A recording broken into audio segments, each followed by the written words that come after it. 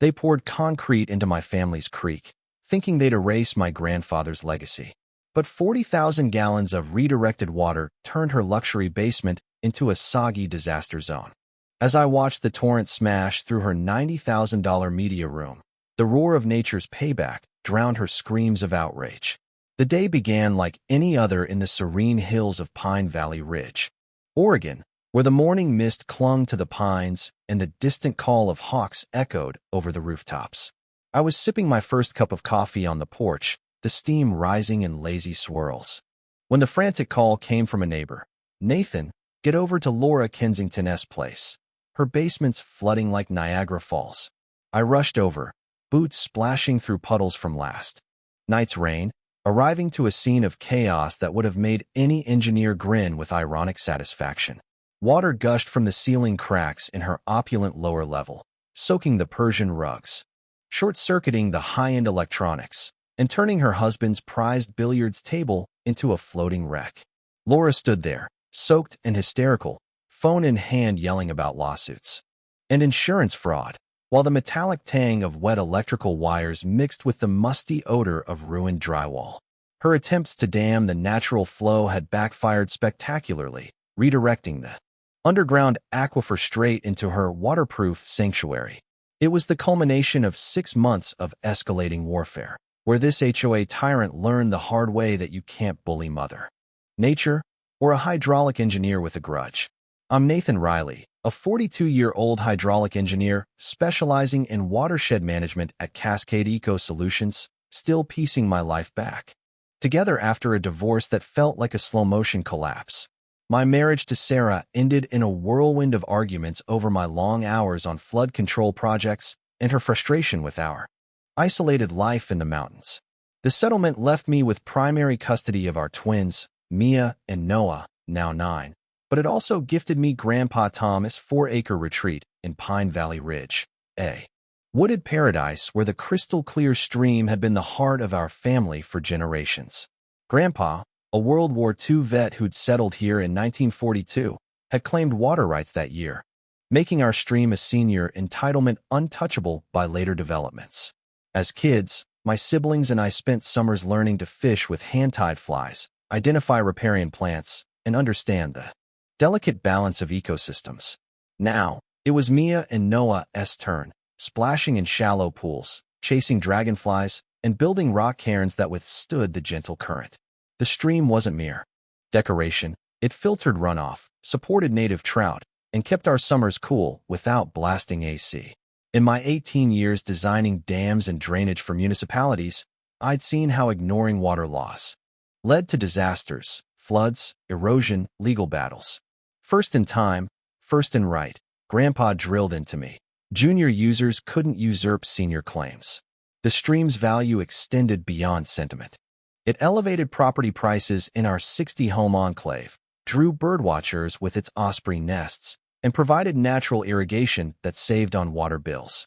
Then Laura Kensington stormed in like a desert wind, uprooting the peace.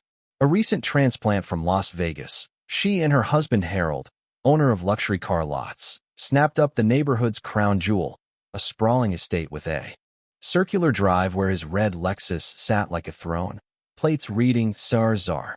Within months, Laura maneuvered into HOA presidency, unleashing a campaign of enhancements that was really a purge of anything not matching her sterile vision.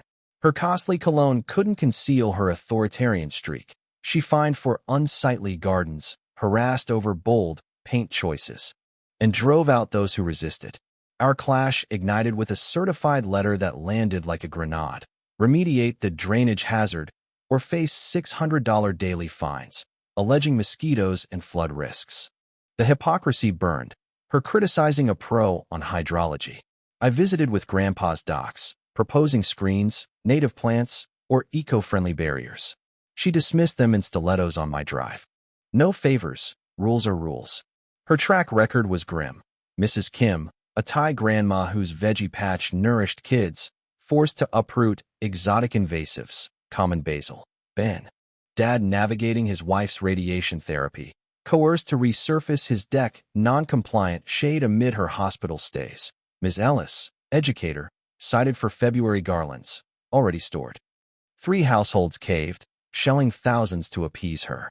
I knew from projects. Divert a stream, it rebounds destructively.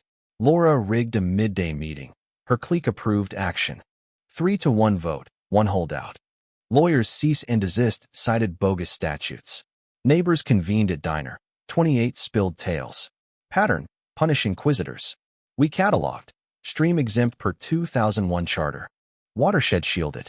Petition preserve Beaver Brook, garnered 250 signs. Sarah aided research. Laura blocked drives, slandered to my boss, filed phony health reports. Counterpunch. Audits unveiled $20,000 diverted to Harold S. firm for ghost services. Dues soared, fraud exposed. Neighborhood rallied. Kim's find post-herb query. Bins after transparency bid. Selective. Pal's breaches ignored. Shock. Titles revealed Laura S. plot altered subsurface flow. Her $50,000 unpermitted basement rerouted aquifer, causing woes she pinned on me. Sued for torment. Reported eco violations. Feds-eyed minority targeting. Arrest. 22 months probation. $150,000 restitution. Relocate mandated. Funds erected playgrounds. Trails. Stream revived. Beavers returned. Cinematic finale. Brook Bash. Festival. Bonfires crackling. Families toasting marshmallows. Moonlight dancing on water. Banner fluttering over harmony. But was the federal takedown equitable or excessive? Retribution balanced, or power overplayed? Share HOA horrors, moral dilemmas in communal disputes? Comment, ponder justice, subscribe for vindications. The day I witnessed 50,000 gallons of redirected creek water exploding through my HOA president's basement ceiling, I knew fate had just handed her the priciest education of her existence. There I was in Vivian, Montgomery *****'s swamped entertainment lair, observing her spouse's $100,000 home cinema vanish beneath surging river water while she wailed about coverage denials and civil actions. The sharp scent of drenched plaster blended with the irony of poetic retribution as the deluge pounded her custom flooring like the earth's own reprisal. My shoes sloshed on her premium velvet sofas. 6 months prior, this authority-obsessed HOA Vivian had attempted to concrete over my family's 90-year-old brook, unaware she was challenging a water systems specialist who understood precisely how H2O defies even the sturdiest cellar seals. I'm Ethan Blackwell, a 45-year-old water flow expert at River Dynamics Incorporated, still mending from a divorce that resembled a gradual erosion. My union with Elena dissolved amid debates over my extended field assignments and her discontent with our secluded lifestyle in the foothills. The resolution granted me main guardianship of our 10-year-old twins, Sophia and Lucas, plus the bequest of Grandpa Henry's 5-acre oasis in Oakwood Hills, Washington. That sparkling rivulet was my boyhood haven, where Grandpa Henry instructed me to snag bass with improvised lures and recognize every frog by its croak. It became Sophia and Lucas' haven for netting minnows, erecting twig bridges, and bonding with their father post-custody exchanges. The brook, secured by 1932 entitlements, was impervious, primary assertion overriding subsequent builds. From 2 decades crafting levees and channels for towns, I grasped, initial in chronology, initial in entitlement. The brook wasn't solely picturesque. It elevated real estate costs in our 70-residence haven, fostered deer herds, and supplied innate cooling that trimmed energy expenses. Then Vivian Montgomery invaded like a gale, disrupting the calm. A fresh arrival from Dallas, she and her mate Reginald, proprietor of premium vehicle outlets, acquired the area's Pinnacle Manor with a sweeping entrance where his silver BMW posed like a relic, tags stating Auto EMP. In weeks, Vivian seized HOA command, initiating a refinement drive that was truly a cleanse of nonconformists via penalties until they yielded or departed. Her lavish aroma couldn't conceal her despotic nature. She sanctioned for garish blooms, badgered over vibrant hues, and ousted resistors. Our conflict ignited with a registered missive that spiked my pulse. Correct the overflow peril or incur $700 everyday sanctions. alleging gnats and overflow dangers. The hypocrisy stung, her critiquing a pro on hydrology. I approached with Grandpa's papers, suggesting barriers, indigenous flora, or green buffers. She rebuffed them in pumps on my path. No privileges. Guidelines are guidelines. Her history was grim. Mrs. Lee, a Japanese elder whose fruit orchard nourished youngsters, compelled to uproot. Alien aggressives, standard apples. Chris, parent amid his partner's dialysis, coerced to re-varnish his porch, deviant tint, during her clinic visits. Ms. Harper, instructor, penalized for March streamers, already packed. For homes capitulated, expending thousands to placate her.